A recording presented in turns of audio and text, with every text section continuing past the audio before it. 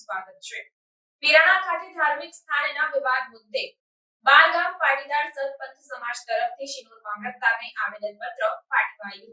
અમદાવાદ નજીક પીરાણા મુકામે આવેલ ધાર્મિક સ્થાનના વિવાદ મુદ્દે શિનોર મામલતદારને બારગામ પાટીદાર સતપંથ સમાજ તરફથી આવેદનપત્ર આપી વિધર્મીઓ દ્વારા મૂર્તિઓની તોડફોડ કરાઈ હોવાના આક્ષેપ કરી તેઓ વિરુદ્ધ કાયદેસરની કાર્યવાહીની માંગ કરાઈ છે।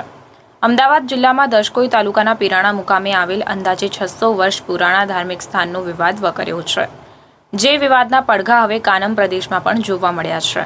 કાનમ પ્રદેશ સતપંથ સમાજના 2 ભાગલા પડી ગયા છે, જે પૈકી એક જૂથ દ્વારા તારીખ 20 મેના રોજ શિનોર મામલતદારને આવેદનપત્ર આપી 600 વર્ષ જૂની કબરો તોડી પડાયાનો આક્ષેપ કરી તેઓ વિરુદ્ધ સખત કાર્યવાહીની માંગ કરાઈ હતી।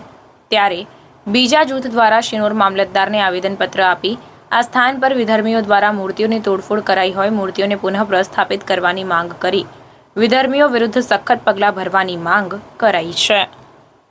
અમારી માતૃ સંસ્થા પ્રેરણા તીર્થધામમાં જે લોકોએ તોડફોડ કરી છે એમનો અમારો સખત વિરોધ છે અને અમારું ખાસ સરકારને નમ્ર નિવેદન છે કે એમના સામે કડક પગલાં લેવાય।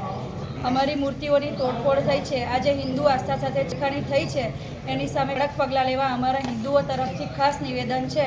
સિનોરના કલેક્ટરશ્રીને અમે જમા કરાવ્યું છે આવેદનપત્ર અને અમારા આવેદનપત્ર પર જરૂરથી કાર્ય થાય એવી અમારી સરકારશ્રીની માંગ છે।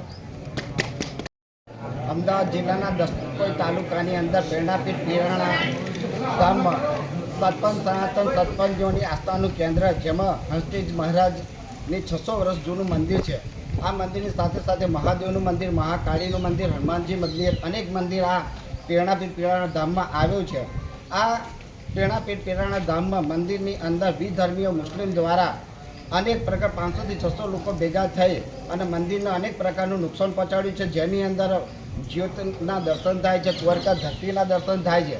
આવા અનેક મૂર્તિઓને સાથે સાથે મંદિરને પણ ઘણું મોટું નુકસાન કર્યું છે, જેના કારણે અમે કાનમ વિસ્તારના બારગામ પાટીદાર સમાજના તમામ નાગરિકો દ્વારા વતી હું ભારત સરકાર, ગુજરાત સરકાર પાસે પ્રાર્થના કરું છું, વિનંતી કરું છું કે આવા વિધર્મીઓને તાત્કાલિકના ધોરણે કડકમાં કડક સજા થાય। સાથે સાથે મંદિરની અંદર જે કંઈ નુકસાન કર્યું છે તે પણ વિધર્મીઓ પાસેથી ભરપોષણ કરી મંદિરના તાત્કાલિકના ધોરણે દર્શન ચાલુ કરાવવા અમારી નમ્ર વિનંતી છે।